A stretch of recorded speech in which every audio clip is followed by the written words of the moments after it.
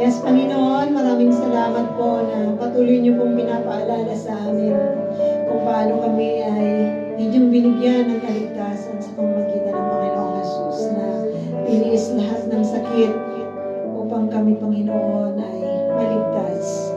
Thank you so much for that wonderful and deep love, O Lord God, that you have given us. Help us, Lord, na i-treasure namin ang aming pong relationship with you, Lord God, and help us, God, truly to continue to proclaim, O Lord God, our relationship with you. Wherever we are, whatever we are doing, Panginoon, natunay nga pong i-honor ka namin, Panginoon, sa gitna ng crowd, kagaya ng mga tao, Panginoon, namin pong napag-aralan sa gabing ito, Father God. Lord, wala na nga pong hihigit sa sakit na naranasan niyo, Panginoong Jesus. Kaya tunay nga po na sa katubusan na mayroon kami, Lord God, truly, Lord, we are very, very much thankful, Panginoon, that you have given us, O Diyos, ang inyo po, Panginoong pagbibigay sa amin ng complete na salvation, Lord God, through that sacrifice, O Lord. Thank you so much that you have healed us from sickness and diseases.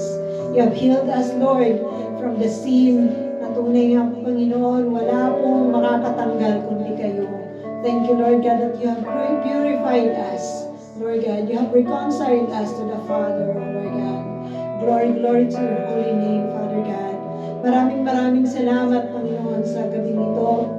Purihin ka, luwalhatiin ang iyong pangalan, Ama. Tunay na maghari ka sa iglesyang ito, O Diyos. May taas kayo. Help us, Lord God, na kagaya ni Joseph, we will continue to share, Lord, the honor, O Lord God, that you deserve, that you are worthy, O Lord God. We will continue to share the salvation, Panginoon, that you have given us, Lord. Maraming salamat po. Hallelujah. Hallelujah to your holy name. Let's lift our hands to God.